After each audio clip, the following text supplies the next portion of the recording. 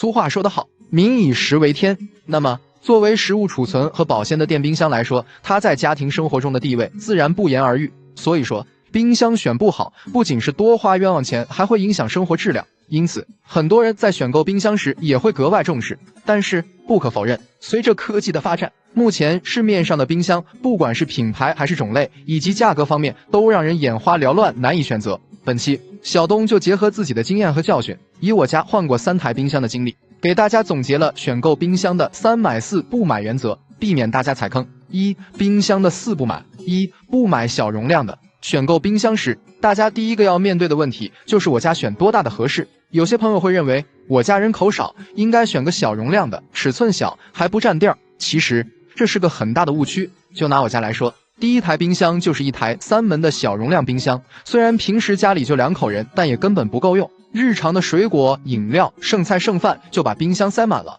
赶上逢年过节想囤货的时候，就十分头疼，只能选择性的扔东西，不仅浪费，还很心疼。所以在此也奉劝大家，对于冰箱容量的选择，建议还是往大的买更实用。特别是经历过疫情时期，显然400升以上的大容量冰箱更能满足家庭生活需求。2. 不买制冷冰箱。市面上的冰箱分为制冷和风冷2种类型，很多人购买冰箱时，往往会忽略掉冰箱的制冷方式，会盲目的认为冰箱只要能制冷就不影响使用，但事实并非如此。传统的制冷冰箱的制冷技术相对落后，与风冷冰箱相比，不仅在节能和制冷效果上存在很大差距，而且最明显的弊端是冰箱内会结冰霜，如果不定期清除，不但会让冰箱的耗电剧增，还会影响正常使用。换言之，制冷冰箱的性价比很低，实用性差，所以建议大家选择节能性更好、制冷更均衡、控温更精准的风冷冰箱。3. 不买高耗电的。就冰箱的能效等级来说，目前市场上的冰箱多数以1级或2级为主。大家都知道，1级能效的冰箱目前是最节能省电的，而2级能效冰箱日常耗电量与1级相差不大，但价格通常会便宜好几百，所以性价比会更高，更省钱。但是还是有部分人因为价格原因会选择高能耗冰箱，殊不知冰箱常年24小时运行，一直处于工作状态，高能耗的冰箱1年下来产生的电费会高得惊人。除此之外，高能耗冰箱之所以价格便宜，往往也是因为冰箱的重要部件压缩机质量不行，不仅使用寿命短，而且工作时还会产生很大噪音。4. 不买智能冰箱。你可能会问，现在不都说科技改变生活吗？为什么不建议买带智能功能的冰箱？在我看来，冰箱这种刚需电器越是功能多，就会显得越鸡肋。就比如可以连接 WiFi 带显示屏的智能冰箱，又是能刷剧，又是能听歌。其实这些只是单纯为了吸引年轻消费者制造的噱头，等你真正买回家后，就会发现大部分的附加功能1年都用不上1次。不仅如此，日常使用还会增加冰箱的耗电量。咱们要明白一个原则，冰箱的主要作用就是食物的保鲜和冷藏，实在没必要为了那些打着高科技口号的无用功能去买单。2. 冰箱的3买。1. 买双循环制冷的。上面也提到了，目前市场上的主流冰箱大多数是风冷冰箱，风冷冰箱主要是依靠蒸发器和风机来控制冰箱内的温度，所以它的制冷效果也和它的循环系统息息相关。就比如常见的单循环系统风冷冰箱，它的冷藏区和冷冻区是共用一个蒸发器和风机，这就导致不同食材之间会出现相互串位的现象，还有制冷效率差、耗电高的毛病。而反观双循环系统的冰箱，它的冷藏区和冷冻区各有一套蒸发器和风机，也就代表着不同温区可以独立控制温度，不仅可以避免食物串位，而且控温更精准，制冷更均衡。与单循环系统相比，实用性更高。当然，技术上更为优秀的还有3循环系统冰箱，但一般多用于高端的进口品牌，价格比较昂贵，性价比不高。2. 买双变频技术的。买过空调的人都知道，目前市场上的定频空调已经被淘汰了，原因就是温差大、耗能高还费电。其实冰箱和空调类似，定频冰箱也存在上述问题，所以淘汰也是迟早的事。因此建议大家首选搭载变频技术的冰箱，不仅能提高制冷效率，而且更加节能省电。但值得一提的是，风冷式冰箱主要靠压缩机和风机工作，所以咱们要选择双变频冰箱，也就是说它的压缩机和风机都是变频技术的，不然变频性能会大打折扣。3. 买10字门或多门款式。就目前风冷式冰箱而言，市面上销量卖的最好的基本上就是1字对开门、10字门、法式多门3种款式，其中一字对开门冰箱不仅容量大，颜值大气美观，而且价格还卖得便宜，为啥我不推荐呢？因为我家换的第2台冰箱就是这种双对开的冰箱，可以说使用体验感很差。别看一字门冰箱看着大，但实际上内部分区很少，只有冷藏和冷冻2个温区，而且单边宽度还很窄，能存放的食物十分有限。另外，它的制冷效率也低，因为你每次开门，冷藏区和冷冻区都会同时裸露在外，压缩机需要不停的工作才能达到原来的温度，所以也特别耗电。反观十字门和多门款式，在冷藏和冷冻区的基础上会增加变温空间，冰箱的分区多，就意味着能满足不同食材的存储需求。另外，它们内部空间在宽度设计上也更加合理，也能满足大块头食材的摆放和存储。虽然价格略贵，但更值得投入。3. 最后总结，结合上面说的，选购冰箱的3买4不买避坑点，再来给大家简单总结一下：1买风冷冰箱，不买制冷冰箱；2买大容量，不买小容量；3买双变频双制冷循环的，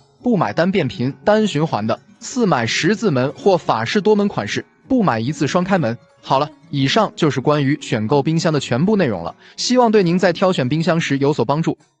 家用电器可以说是每个家庭中不可缺少的生活用品。对于一些小型的家用电器，大多数人会选择在网上购买，毕竟动手指就能完成，不用东奔西跑的亲自去实体店，更加方便省事。但是对于一些大件的家电产品，太多人拿不定主意，到底能不能网购？线上买的跟线下实体店的质量到底有没有区别？前段时间我们大学同学聚会，碰巧有一个同学毕业后就在家电行业工作，他告诉我说，一般主流的家电品牌生产出同一个产品，会用3个不同的型号命名，分别是线上型号、线下型号和专攻型号。家电厂商故意把型号岔开，为了就是防止渠道之间打价格战。因此，很多人会发现网上有些型号在实体店你根本找不到。那么买家电到底是在网上买，还是到实体店里买会更好？来听听我老同学怎么说。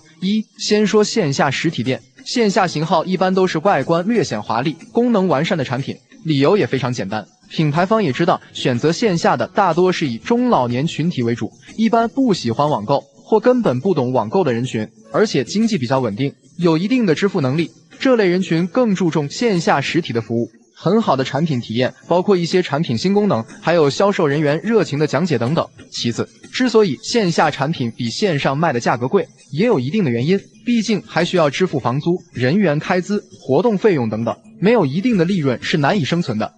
再说线上型号，首先就是价格必须敏感，比线下价格便宜是肯定的，不然消费者就失去了网购的意义。家电厂商也知道，现在线上的人群画像肯定是年轻人居多，他们更关注的是产品的外观、主要功能，且喜欢对比参数数据，所以线上产品通常科技感强，外观时尚，再砍掉一些可有可无的功能配置，从而进一步降低成本。理论上来说，只要型号一样，质量就一样，这和线上线下没什么关系。为什么便宜很多？因为对于厂家来说，线下实体店型号的客户是各地的经销商，而网上直营型号的客户才是咱们普通消费者，没有中间商赚差价，自然就更便宜。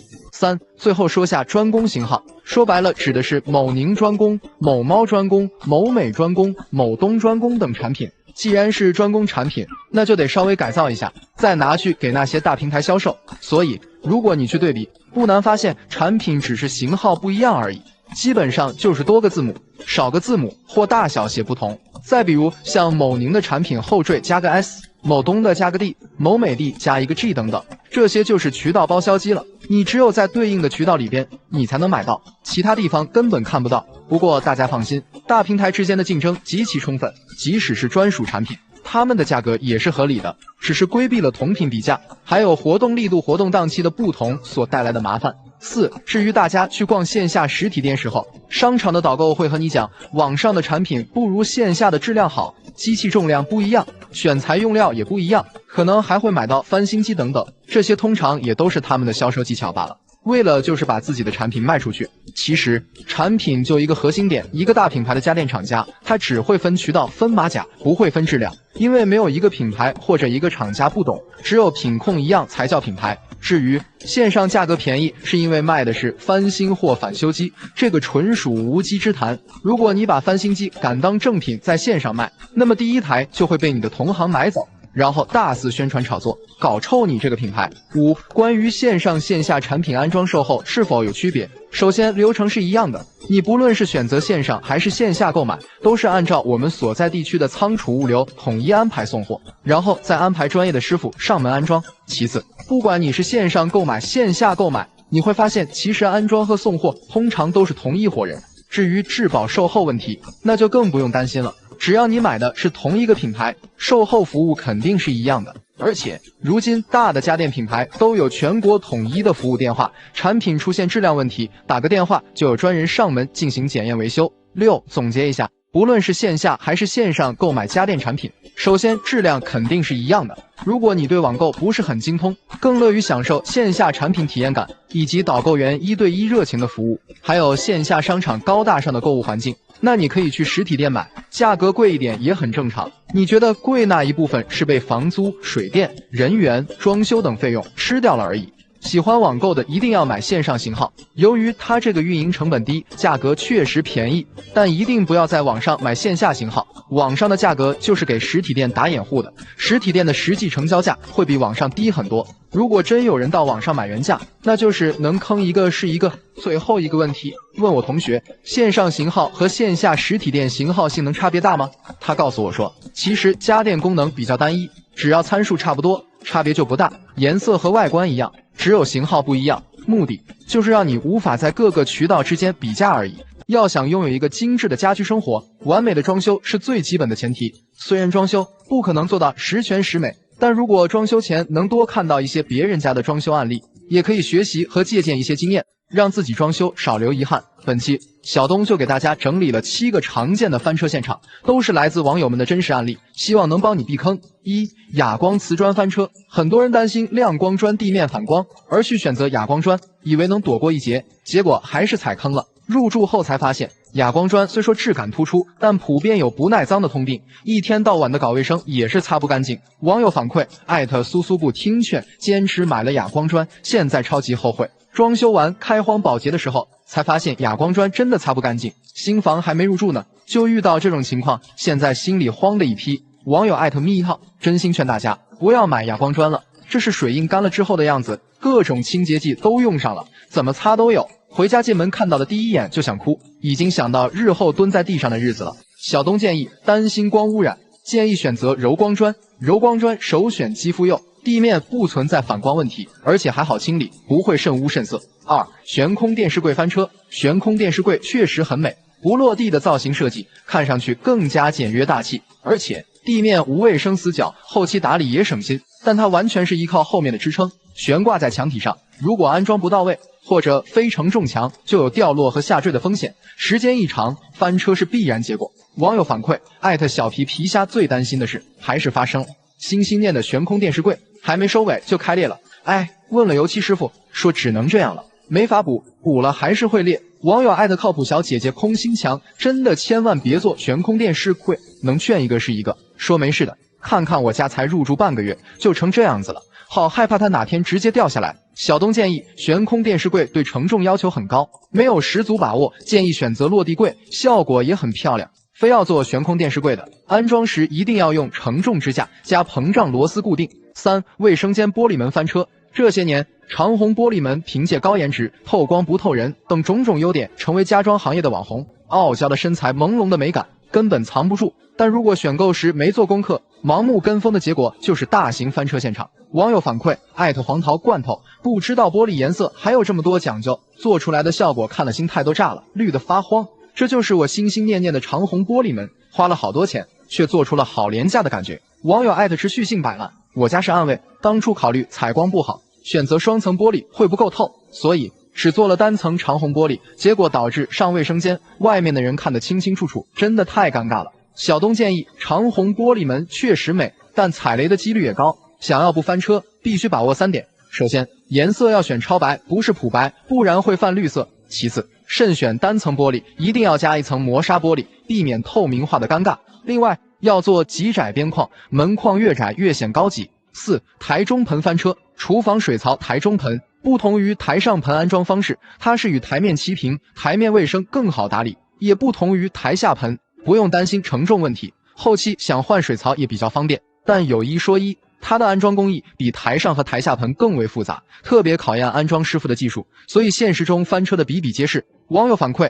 燕麦鸡腿堡主装修前不懂，被误导说做台中盆好可以和台面做平，没有掉盆的风险，实际上做出来的效果是又丑又难用。奉劝大家，没有靠谱的师傅和店家，轻易不要做台中盆，工艺不到位，特别容易有缝隙，会发黑还积水，真的大无语了。网友商商的笑，我家这个台中盆翻车翻到沟里去了，四边不平也就算了，打胶打得还乱七八糟的，分分钟想砸掉重装的感觉。小东建议，台中盆想要做出严丝合缝的效果，建议提前买回来，测量好尺寸和厚度，直接让厂家激光开槽，不要让师傅现场开槽，碰到手艺不稳的，很容易翻车。没有把握，建议还是选择台下盆，做好加固措施，卡扣连接根本不会掉。5. 卫生间壁龛翻车，很多人觉得卫生间做砌墙壁龛又能储物又好看显高级，所以根本没提前做功课就纷纷效仿，结果花大价钱做完的壁龛，要么丑出天际，要么鸡肋不好用，白白花了冤枉钱。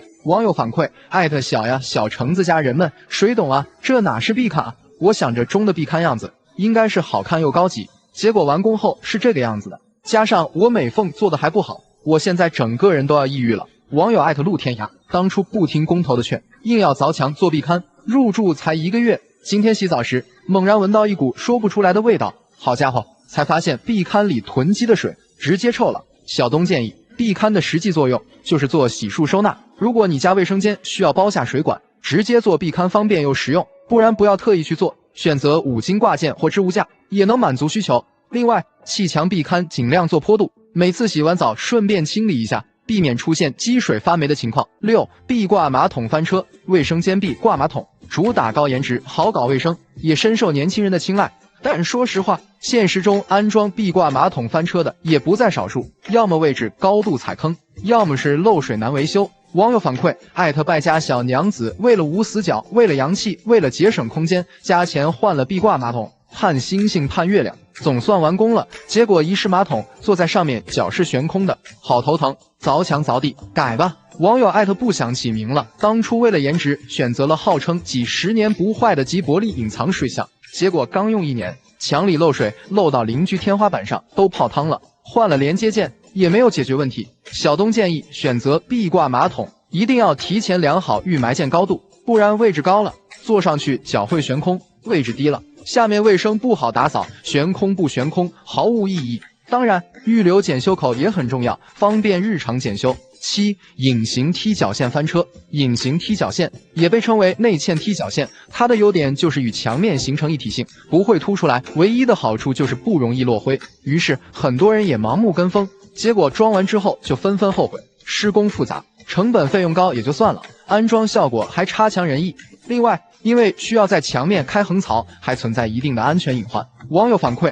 糖果果的糖果屋装修踩的最大坑就是嵌入式踢脚线，不知道是墙体开槽深了，还是腻子刮厚了，施工完的效果就是每个转角的墙体都突出踢脚线，说白了就是墙体与踢脚线不齐平，这也太丑了吧，人都没住进去呢，转角下面就开始脱落了。油漆工让我找瓦工，瓦工说不是他的问题，互相推责，越想越气。网友JoJo，我家设计师让我做极简风，所以选择了内嵌踢脚线，结果开启我最大一个装修坑的血泪史。啥也不说了，直接看图吧，做出来的效果让我喜提心脏病。小东建议内嵌隐形踢脚线，非常考验瓦工和油漆师傅的手艺，贴砖的时候几乎要做到无多余边缝或少量边缝，不然贴出来会非常的丑，还不如选择明装踢脚线，选择4至6公分的，不论是铝合金材质还是实木材质，也能做出简约大气的效果，同时还不积灰。结语：装修是细节决定成败，以上这7个装修翻车案例亦是如此，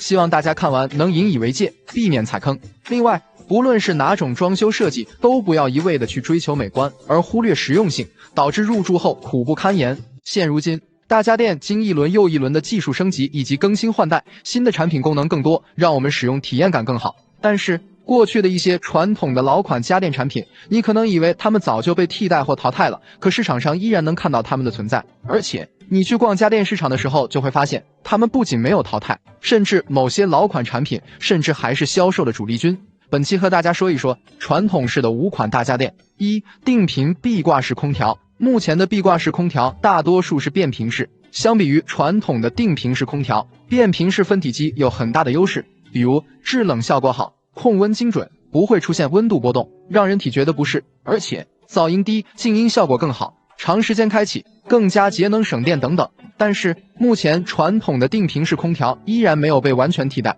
最主要的原因还是性价比高，价格方面至少比变频式空调便宜20%至30%左右。其次，定频空调的技术比较成熟稳定，所以故障率低，而变频式空调内部控制电路较为复杂，对于零件的要求更高，因此故障率也增高了，而且维修价格贵，也比较麻烦。另外，变频式空调只有长时间使用，至少在连续工作6小时以上才能达到节能省电的优势。小东建议，对于日常使用空调时间较短的家庭，建议选择价格更便宜的定频式空调，反之，尽量选择舒适性更高的变频空调。其次，客厅选定频，卧室选变频，性价比更高，因为我们在卧室的时间相对较长，而变频式空调长时间使用也更加节能。2. 顶吸烟机。过去家家都是顶吸式烟机，外形美观，款式多样，但如今已经被新式的侧吸烟机以及集成灶盖过了势头。但是不可否认，今天的传统的顶吸式烟机依然有市场。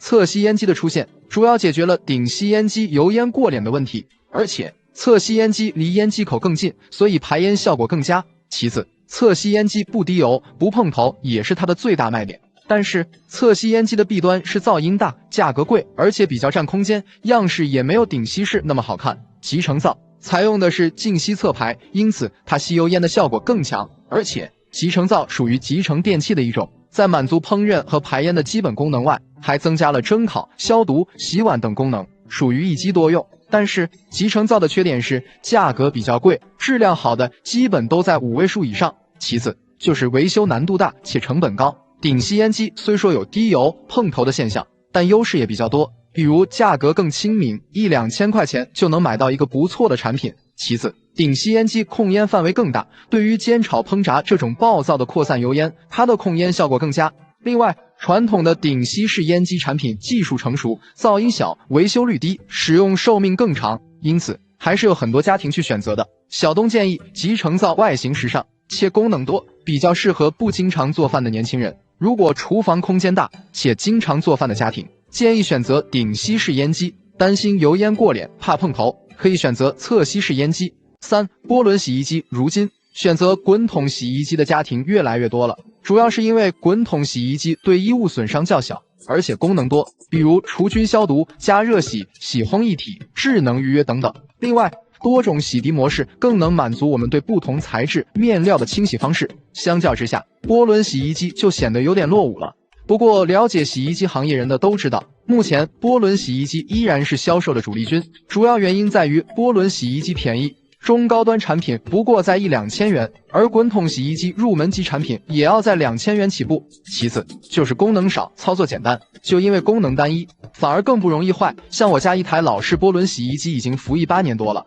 工作起来还是一点毛病没有。另外，涡轮洗衣机因为是上翻盖设计，因此使用时不需要弯腰拿取衣物，对老人和孕妇更为友好。小东建议购买洗衣机，不管是涡轮还是滚筒，尽量选择容量大的，因为毕竟平时还会洗个床单、被罩等大件衣物。其次，想要性价比就选涡轮，对洗涤衣物要求高就选滚筒。另外，洗烘一体机不能完全烘干，性价比不高，不如直接买个洗烘套装更实用。4. 电热水器。现如今，只要家里开通了燃气，多数家庭都会选择安装燃气热水器。燃气热水器体积小，更加节省空间，热水即开即用，而且可以不间断的使用热水，满足了家庭人口多、大水量和多点用水的需求。但是，传统的储水式电热水器依然没有被完全取代，究其主要的原因，还是在于它超高的性价比，价格占主要优势。普通的电热水器不过在几百元，而热气热水器最便宜的也要2000多。而且，燃气热水器想要解决洗澡水忽冷忽热、水温不稳定等问题，就要增加冷凝水、水量伺服器等功能，这样的高端机型往往要卖到5-6千元，甚至更高。所以，对于收入不高的家庭来说，电热水器还是他们的第一选择。小东建议购买电热水器，安全性放在首位，因此3级漏保、防电墙这些基础保护功能必须要有。另外，主流的是搪瓷内胆，但它们应用的涂层却有所不同。建议大家选择有涂层专利的内胆，具有更出色的防锈蚀性能，能够更好的保护内胆。5. 制冷冰箱。制冷冰箱制冷方式较为原始，是通过蒸发器和冷凝管来实现制冷效果的。最大的问题就是制冷过程中会结冰霜，需要手动定期清理，非常麻烦。你以为它早该被淘汰了，是不是？其实并没有。虽然现在大多数人都会选择风冷冰箱，风冷是采用主流先进的冷风式降温来实现制冷，优点是制冷效率高，速度快，而且不会结冰霜。另外，内部温度分布均匀，温控更精确，所以食物保鲜效果也好，不会产生异味。但是风冷冰箱的价格要比制冷冰箱贵很多，而且噪音大，特别是使用几年后。而制冷冰箱结构比较简单，耗电量也非常小，维修率也低，因此依然有它的市场。小东建议购买冰箱，目前制冷方式选择混冷要优于风冷，风冷优于制冷。另外，选择双系统多循环的，比单循环的保湿和保鲜的效果更好，食物也更不容易串味。其次，条件允许的情况下，尽量买电频，不买定频，噪音小，耗电少，但价格肯定也会更贵一些。说在最后，虽然现在新型家电产品功能丰富，但其实很多附加功能华而不实，只为了增加产品噱头，卖高价而已。别看老款产品功能单一，但还是能满足基本功能，而且结构简单，更不容易坏，使用寿命更长。关键是价格也相对便宜，所以依然有它的市场，且无法替代。烟机灶具是每个家庭厨房中必不可缺的电器之一，家里的一日三餐都要用到它。那对于抽油烟机，到底选顶吸、侧吸还是集成灶好呢？这个问题让无数人纠结。小东最近家里的房子因为住的年头久了，打算翻修一下，目前正好装修到厨房阶段，也正打算换一台烟机。面对3种不同类型的烟机，也是一时拿不定主意。碰巧家里的一个亲戚正好在当地的一个大商场里做厨房电器销售的，已经工作5、6年了，经他手里卖出的烟机灶具怎么也得有上百台了。我前几天特意跑去他那认真学习了一下，希望看完能解决你的选择困难症，为选择哪种烟机时不再犯难。1. 集成灶。很多人都说集成灶排烟效果好，而且很多产品还自带蒸烤、消毒功能，一机多用，是不是现在销量比传统烟机好？他告诉我说，目前很多大牌集成灶油烟吸净率几乎可达到99%极限指标，主打的就是排烟效果好。多数人选择它也是看中了这一点，但仔细对比分析一下，其实并不是大家想的那么简单。因为集成灶采用的是静吸侧排，所以它对蒸、煮、炖、小炒这些有规律的，而且是固定位置的，相对温和的油烟，它的效果是最佳的。但是如果是煎、炒、烹、炸、过油爆炒这种炸开的不规则的油烟，还有需要颠勺产生的移味的油烟，这个集成灶的侧吸就不灵了。其实目前选择集成灶的还是年轻人居多，主要是有4个理由。1. 性价比高，现在年轻人都会算账，如果买集成灶可以省去1米橱柜的钱。别看集成灶动辄18000一台，但是减去做1米橱柜的成本，实际到手相当于才花了5、6千，感觉特别划算。2. 外观时尚，年轻人觉得集成灶是把烟机、灶具组合成一体机，所以设计外观上更好看。而且集成灶目前算是个新东西、新潮流，用的人不多，就是时尚。3. 功能齐全，集成灶就是把油烟机、燃气灶外加消毒柜、蒸烤箱、洗碗机等等多种电器集合成一块的新式厨房设备，对于年轻人来讲属于一机多用，简直不要太香。4. 节省空间，集成灶相对于传统烟机不需要占用橱柜上柜的空间，而且把其他需要橱柜的电器整合到一起，说可以节省厨房至少40%的空间，一点不夸张。那么既然集成灶这么好，为什么还有人买传统烟机呢？他介绍说，对于不愿意选集成灶的人，基本都有2大顾虑。第一就是安全性，一部分人顾虑集成灶不安全，会有爆炸的可能，担心集成灶抽烟口离这个灶台太近，会有这个火苗吸入机体的风险。其实集成灶爆炸仅仅是玻璃面板裂了而已，并非产生明火的爆炸。而且现在2代、3代的集成灶工作时是采用油水分离，油烟下排根本不会引起火灾，安全还是有很高的保障的。第二就是后期维修，客观的说，集成灶维修难度大，成本高是个事实。因为集成灶属于集成一体机，其中的一个零部件损坏就会直接影响到整机的使用，不像传统分体机，烟机和灶具都可以单独更换。其次，集成灶是集成设计，一旦出现问题需要维修时，必须要拆机，其维护难度大，而且集成灶安装往往是嵌入橱柜里的，需要拆机检修时，很可能还要先拆除部分橱柜才能完成。这也增大了维修成本。2. 顶吸烟机，我问他，那传统烟机顶吸和侧吸哪个好？他说，不管是顶吸还是侧吸，其实是各有优缺点，不能说哪个更好，还是根据自身的家庭需求去选择。首先，顶吸烟机控烟范围更大，面对煎炒烹炸这种暴躁的油烟，它的抽油烟效果是最好的，这也是顶吸烟机最大的优点。所以说，你看饭店的后厨没有用侧吸和集成灶的，全部都是顶吸，而且款式多样，噪音小，价格通常也比侧吸、集成灶要便宜很多，2-3千就能买到一个品牌烟机，所以说适合大部分家庭选择。3. 侧吸烟机、顶吸烟机价格便宜，款式又多，那为什么要出侧吸的传统烟机呢？在消费者看来，顶吸最大的问题就是油烟需要过脸，这个饱受诟病，侧吸就是完美的解决这个问题。其次，对于顶吸烟机有不滴油、不碰头的优势，所以这几点是大部分人选择侧吸的理由。其实，顶吸烟机和集成灶都属于净吸侧排，它俩的排烟效果看起来都差不多，对于温和的油烟比较擅长。传统烟机之所以要出这个侧吸产品，主要是来弥补这个细分市场的不足，说白了就是对标集成灶的，用来抵消这个侧吸的优势。侧吸烟机看起来很完美，其实缺点也很明显，比如噪音大、价格贵，而且离灶台比较近，在烹饪的过程中更容易溅上油渍，后期清洁起来特别费事。最后给大家总结一下，其实顶吸、侧吸还有集成灶在抽油烟的效果上都不算完美，集成灶和侧吸相同，适合那种固定位置的温和油烟，坦白讲更适合那种不是特别会做菜的人。顶吸烟机它可以胜任高强烹饪产生的油烟，所以是厨房高手必备。其次，就这个产品档次而言，大家不要以价格论，因为这个集成灶它集成了多个配套产品，所以价格肯定要高于传统烟机，但这并不代表贵就是高档，其实传统烟机更高档。不信你打听一下，你看住别墅的哪有几家用集成灶的？集成灶更时尚，功能多，适合不经常做饭的年轻人，这是肯定的。至于侧吸呢，实质上就是传统烟机厂家被迫出的一个产品去打集成灶的，它既比不了顶吸烟机的控油烟的能力，又没有集成灶节省空间，性价比实在不高。当你真正懂烟机的时候，你肯定不会选侧吸的。